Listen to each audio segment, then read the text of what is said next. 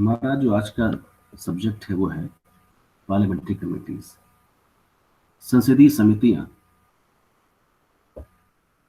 हमारे संविधान में या हमारी इस संवैधानिक व्यवस्था में, हमारे इस पार्लियामेंट्री सिस्टम ऑफ गवर्नेंस में क्या उपयोगिता रखती हैं, क्या इंपॉर्टेंस रखती हैं, आज हम इसको जानेंगे। हमारे लोकतंत्र का आधार हमारी जनता है। जनता के मुद्दे, उनकी आवाज हमारे लोकतंत्र का आधार है। डेमोक्रेसी में एग्जीक्यूटिव्स का जो रोल है वो बहुत ही इंपॉर्टेंट है, और इसी एग्जीक्यूटिव के रोल को डेमोक्रेटिक कॉन्टेस्ट में और बेहतर बनाने के लिए 90 के दशक में एग्जीक्यूटिव की वर्किंग को समझने के लिए और उस वर्किंग पर प्रॉपर कंट्रोल रखने के लिए पार्लियामेंट में जो है, पार्लियामेंट के अलग अलग डिपार्टमेंट से रिलेटेड जो है स्टैंडिंग कमेटीज का जो है गठन किया गया, जिन्हें हम डिपार्टमेंटल स्टैंडिंग कमेटीज के नाम से जानते हैं। इन कमेटीज ने जो है पार्लियामेंट के काम को काफी कैटेगराइज किया। इन कमेटीज को हम जो एक तरह से मिनी पार्लियामेंट भी कह सकते हैं, क्योंकि ये जो समितियां हैं ये पार्लियामेंट को सीधे सीधे जो है जनता के साथ जोड़ती हैं। साथ ही साथ जो है पार्लियामेंट्री प्रोसीडिंग्स को और इजी गोइंग बनाती हैं, बहुत सरल बनाती हैं, और साथ ही साथ उन्हें प्रॉपर सिक्योर करती हैं, सुशासित करती हैं। जो है ये जो समितियां हैं किसी भी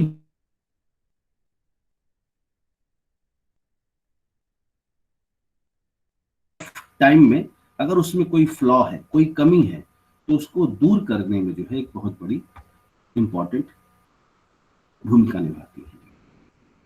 इसके अलावा समय समय पर ये जो कमेटीज हैं एक्सपर्ट्स ओपिनियन से लेकर जो है पब्लिक ओपिनियन की राय भी लेती हैं, और साथ ही साथ एक तरीके से जो है ये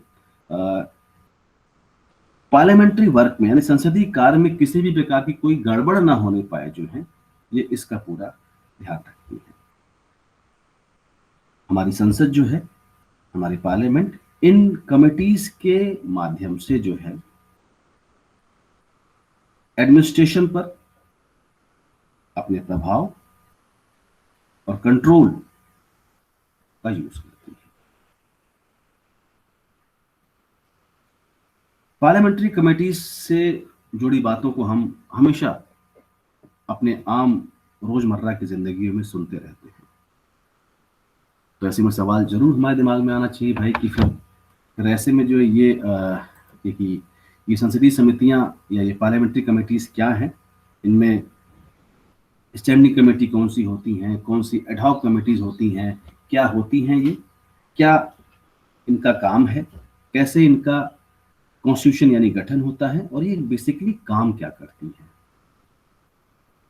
तो काम से याद आया कि चूंकि पार्लियामेंट अपने सेशन के समय ही बैठती है, पार्लियामेंट के 3 सेशन हैं, बजट सेशन है, मानसून सेशन है और विंटर सेशन है।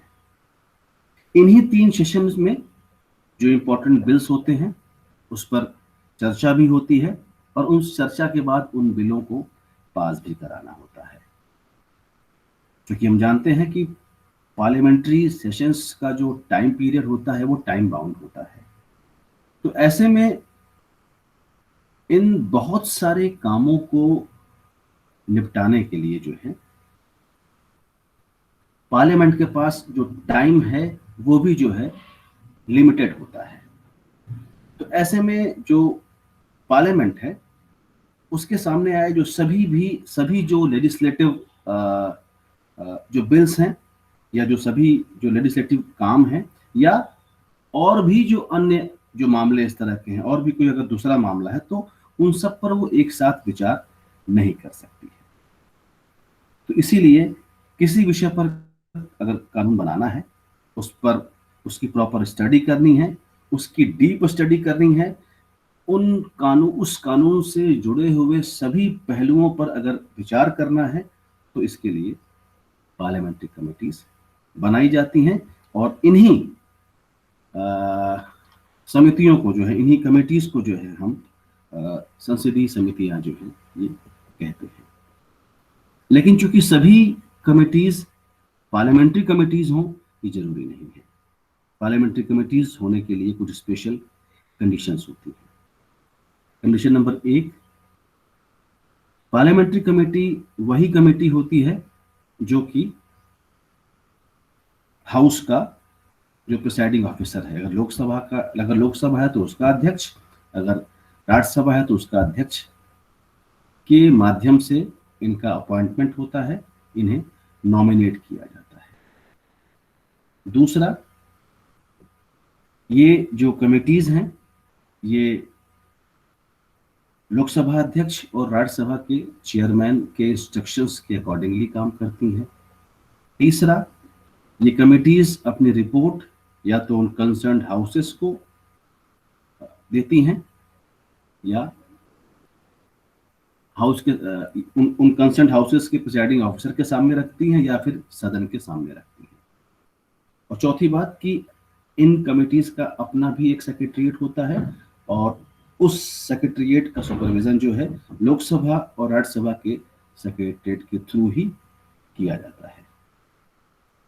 हमारे कॉन्स्टिट्यूशन में इन कमेटीज के बारे में बताया तो गया है, लेकिन इनका कॉन्स्टिट्यूशन कैसे होगा, इनका टेन्योर क्या होगा, इनकी फंक्शनिंग क्या होगा, ये नहीं बताया गया है।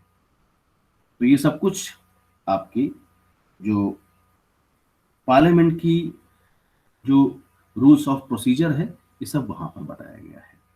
तो कॉन्स्टिट्यूशनल जो हमारे प्रोविजंस हैं रिगार्डिंग पार्लियामेंट्री स्टैंडिंग कमेटी जो है, तो वो आर्टिकल 105 में है, जहाँ की कमेटी शब्द का इस्तेमाल किया गया है। जहाँ पर हम पार्लियामेंट्री प्रिविलेजेस के बारे में पढ़ते हैं तो वहाँ पर मेंबर एज अ इंडिविजुअल और house as a collective privileges के साथ साथ जो है इन कमेटीज के प्रिविलेजेस की बात भी कही गई है। वहीं अंडर आर्टिकल 18 इन्हें अनुच्छेद 118 जो आपका, जो कि पार्लियामेंट को इस बात की अथॉरिटी देता है कि पार्लियामेंट जो है अपनी बेहतर फंक्शनिंग के लिए जो है वो रूल्स और रेगुलेशंस को बना सकती है, जो कि पार्लियामेंट को इनेबल करता है to make rule for regulating its procedure and conduct of business. जो है संसद अपना काम सुचारू रूप से चला सके जो है, इस रिगार्ड में ये प्रोविजन संसद को शक्ति देता है। और ये जो हमारी पार्लियामेंट्री कमेटीज हैं ये इन्हीं शक्तियों के मार्फत बनती हैं, उसी के अकॉर्डिंगली ये काम करती हैं। तो एक सवाल दिमाग में आता है कि क्या जो इस तरह की पार्लियामेंट्री कमेटीज हैं ये भारतीय संविधान के बनने के बाद से आई हैं या इसके पहले से काम कर रही हैं? तो इस रिगार्ड में भारत में जो सिस्टम ऑफ कमेटी है इसकी ओरिजिन जो है, जो कॉन्स्टिट्यूशनल रिफॉर्म था जो है 1990 का जो है, आप इसको उसके साथ कनेक्ट करके समझ सकते हैं, जहां पर कि सेंट्रल लेजिस्लेटिव असेंबली के इंस्ट्रक्शन पर जो है बहुत सारी कमेटीज उस टाइम भी बनी थी। जो है कुछ कमेटीज जो हैं बिल के ऊपर बनी थी और कुछ कमेटीज इस रिगार्ड में जो है उस समय बनाई गई थी। जो है इस सेंट्रल लेजिस्लेटिव असेंबली के दोनों हाउसेस के मेंबर जो हैं इस कमेटी के मेंबर होते थे। जो हैं इन कमेटीज का काम सिर्फ एडवाइस देना होता था। साथ ही साथ ये कमेटीज जो है गवर्नमेंट के सुपरविजन में काम करती थी। इनकी जो वर्किंग थी, जो फंक्शनिंग थी, वो एडवाइजरी नेचर की थी। जो है और इन कमेटीज का जो हेड है वो किसी भी मिनिस्ट्री का जो है मुखिया हुआ करता था। जो है बाद में अब की जो स्थिति है भारतीय संविधान के बनने के बाद हमने देखा जो है कि समितियों से जुड़े हुए कोई भी सब्जेक्ट मैटर की अगर हम बात करें तो हम आर्टिकल 118 को देखते हैं, जो कि इनके रिगार्ड में बात करता है, जहां पर कि पार्लियामेंट को अपनी प्रॉपर फंक्शनिंग के लिए जो है इस तरह की कमिटीज को बनाने का अधिकार मिला हुआ है। टाइप्स ऑफ कमेटी देखें अगर हम जो है तो टाइप्स ऑफ कमेटी आपकी दो तरीके की होती हैं, एक आपकी है स्टैंडिंग कमेटी और दूसरी आपकी है एडहॉक कमेटी। स्टैंडिंग कमेटी मतलब स्थायी समितियां और एडहॉक कमेटी मतलब आपकी अस्थायी समितियां। स्टैंडिंग कमेटी को भी देखें तो स्टैंडिंग कमेटी को भी हम दो एस्पेक्ट में समझ सकते हैं। एक आपकी है फाइनेंस कमेटी जिन्हें हम वित्त समिति बोलते हैं, और दूसरी कमेटी आपकी होती है डिपार्टमेंटल स्टैंडिंग कमेटी, जो डिपार्टमेंटल स्टैंडिंग कमेटी, विभागीय स्थायी समितियां जो ये विभागीय स्थायी समितियां हैं ये 1993 से जो है एग्जिस्टेंस में आई है। 1993 से इनका एग्जिस्टेंस जो है हुआ है। डिपार्टमेंटल स्टैंडिंग कमिटीज का जो मेन पर्पस है, जो मेन उद्देश्य है, वो ये देखना है कि संसद के रिगार्ड में एग्जीक्यूटिव को कैसे ज्यादा से ज्यादा रिस्पॉन्सिबल बनाया जाए, ये इसका मेन उद्देश्य है।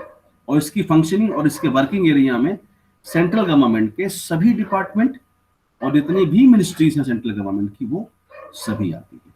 यानी कि आपकी जो ये डिपार्टमेंटल स्टैंडिंग कमेटी है इसकी फंक्शनिंग में जो है सेंट्रल गवर्नमेंट के सभी विभाग आते हैं और साथ ही साथ केंद्र सरकार के जितने भी मंत्रालय हैं वो सभी जो हैं इस कमेटी की जद में आते हैं, इसकी वर्किंग में आते हैं।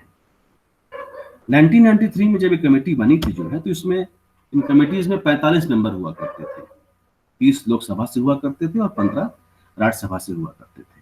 लेकिन 2004 में इसमें इस कमेटी को रिस्ट्रक्चर किया गया जो है, और उस रिस्ट्रक्चर के बाद जो इनका स्ट्रक्चर्ड हमारे सामने जो फॉर्म आया उसमें अब की पोजीशन ये है कि इसमें 31 मेंबर होते हैं, जो कि 16 मेंबर होते हैं आपके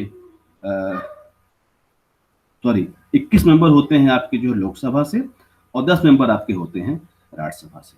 वर्तमान में इन प्रेजेंट 24 डिपार्टमेंटल कमिटीज काम कर रही हैं और इनके मेंबर्स का जो अपॉइंटमेंट है, जो नॉमिनेशन है, वो स्पीकर या चेयरमैन के थ्रू किया जाता है। और out of in 24 committees 8 committees जो हैं वो राज्यसभा के अंडर में काम कर रही हैं और जो 16 कमिटीज हैं वो लोकसभा के अंडर में काम कर रही हैं। इनका जो टर्म ऑफ ऑफिस है वो of each standing committee is 1 year जो है। तो जैसा कि देखा आपने कि ये स्टैंडिंग कमेटी में दो कमिटीज आपकी finance committee, departmental standing committee. Departmental standing committee का एस्टैब्लिशमेंट 1993 में हुआ था। पहले 45 मेंबर होते थे, 30 लोकसभा से और 15 राज्यसभा से। 2004 में रिस्ट्रक्चर्ड हुई। रिस्ट्रक्चर्ड के बाद जो है इसमें 31 मेंबर हो गए, 45 से संख्या घटाकर 31 कर दी गई, 21 लोकसभा से और 10 राज्यसभा से आ गए। अभी प्रेजेंट टाइम में जो है 24 आपकी जो है वर्किंग कमेटीज जो है ये इस्टेब्लिश हैं, जो जिन्हें हम डिपार्टमेंटल स्टैंडिंग कमेटीज बोलते हैं, और इनके मेंबर्स का नॉमिनेशन स्पीकर या चेयरपर्सन के थ्रू होता है। 8 जो है वो राज्यसभा की उसमें है और 16 आपकी जो है लोकसभा में है। टर्म ऑफ ऑफिस इनका मोस्टली जो है 1 साल का होता है। तो अगर हम देखें जो है कि फिर ये जो टाइप्स हैं पार्लियामेंट्री कमेटीज के जो है, तो एक आपने देखा स्टैंडिंग है, एक आपने देखा एडहॉक है। स्टैंडिंग कमेटी मोस्टली इनका टाइम जो है 1 साल का होता है और पीरियोडिकली जो है क्या कहते हैं कंटिन्यूअस बेसिस पर जो है इनका जो अपॉइंटमेंट होता रहता है।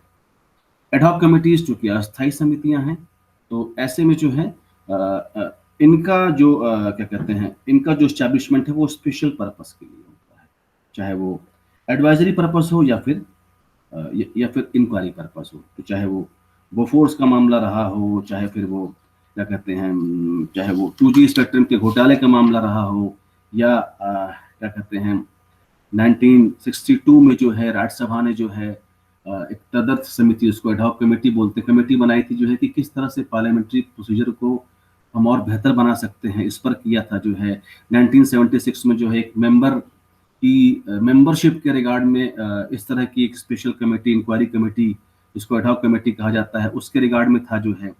उसी तरह से 1983 में जो है क्या कहते हैं, निरंकारियों और अकाली दल के बीच जो है पैचअप कराने के लिए कमेटी को बनाया गया था जो है। फिर 1995 में रेल वैगन को लेकर जो है 15 मेंबर की एक क्या कहते हैं एडहॉक कमेटी बनाई गई थी, जिसका काम एडवाइस के साथ साथ इंक्वायरी भी था, जो कि बताना था जो है कि इस पर कैसे और क्या काम हो सकता है। तो एडहॉक कमिटीज का जो बेसिक पर्पस है वो स्पेशल की मतलब कि वो एक किसी स्पेशल पर्पस के लिए वो एग्जिस्टेंस में आती है आपकी जो है। तो ये तो आपकी रही जो है वो कमिटीज जिनका इस्टेब्लिशमेंट जो है किसी स्पेशल पर्पस के लिए किया गया था जो है। फिर आपकी आती है फाइनेंस कमेटी। फाइनेंस कमेटी में भी आपके जो है एक आपकी पब्लिक अकाउंट्स कमेटी है, एक आपकी एस्टिमेट कमेटी है, और एक आपकी है कमेटी ऑन पब्लिक अंडरटेकिंग जो है। पब्लिक अकाउंट कमेटी नाम से ही क्लियर है, सरकारी खर्चों की जांच करना। तो अगर सरकारी खर्चों की जांच करना है, पब्लिक अकाउंट कमेटी की बात हो रही है, तो इस कमेटी का एस्टैब्लिशमेंट जो है 1921 में गवर्नमेंट ऑफ इंडिया एक्ट 1919 के प्रोविजंस के अकॉर्डिंगली हुआ था जो है। इस कमेटी में 15 मेंबर होते हैं, और जिसमें से 7 मेंबर राज्यसभा के होते हैं और 15 मेंबर जो हैं लोकसभा के होते हैं। क्योंकि फाइनेंस से जुड़ा हुआ मामला है, इसलिए जो है इसमें राज्यसभा के मेंबर्स को वोट करने का राइट नहीं होता है। तो 22 मेंबर से बनी हुई ये कमेटी आपकी है। 1967 से इस कमेटी में एक स्पेशल तरह की परंपरा बनी हुई है कि जो मेंबर ऑफ अपोजिशन है वही इसका चेयरमैन अपॉइंट होता है। कोई भी मंत्री यानी सरकार से कोई भी जुड़ा हुआ आदमी इसका सदस्य नहीं हो सकता है। इसके अध्यक्ष का चुनाव जो है, जो लोकसभा का अध्यक्ष है उसके द्वारा जो लोकसभा के मेंबर्स हैं उसी में से किया जाता है, और इसमें जो है सभी पार्टीज यानी कि सभी दलों का जो है रिप्रेजेंटेशन शामिल रहता है। बेसिकली काम क्या है इस कमेटी का जो है, कैग की रिपोर्ट आ जाने के बाद comptroller auditor general of India की रिपोर्ट आ जाने के बाद ये कमेटी अपना काम करती है। ये कमेटी जो है पब्लिक अकाउंट्स को चेक करती है, जो लोक लेखा होता है। साथ ही साथ ये कमेटी जो है एप्रोप्रिएशन अमाउंट और फाइनेंस अकाउंट को प्रॉपर तरीके से चेक करती है। बाद में अपनी रिपोर्ट को जो है ये लोकसभा के सामने रखती है जो है। यानी कि बजट सेशन के बाद जैसे ही एप्रोप्रिएशन मनी बिल को पास कराती है कंसर्न गवर्नमेंट जो है, यानी कि बजट के बाद एलोकेशन के लिए उस पैसे को निकालने के लिए जो एप्रोप्रिएशन बिल पास किया जाता है, तो उस एप्रोप्रिएशन बिल की प्रॉपर ये जांच करती है। इस कमेटी का ये काम होता है। दूसरी आपकी है एस्टिमेट कमेटी। नाम से ही क्लियर है कि एस्टिमेशन के रिगार्ड में जो है कहा जा रहा है कि क्या कहते हैं कि इस कमेटी का काम क्या है। तो आपकी जो एस्टिमेट कमेटी है उस समय 1950 में जॉन मथाई वित्त मंत्री थे, और उनकी रिकमेंडेशन पर इस कमेटी को बनाया गया था। इस कमेटी में भी 30 मेंबर होते हैं, और लेकिन वो 30 मेंबर आपके लोकसभा के होते हैं।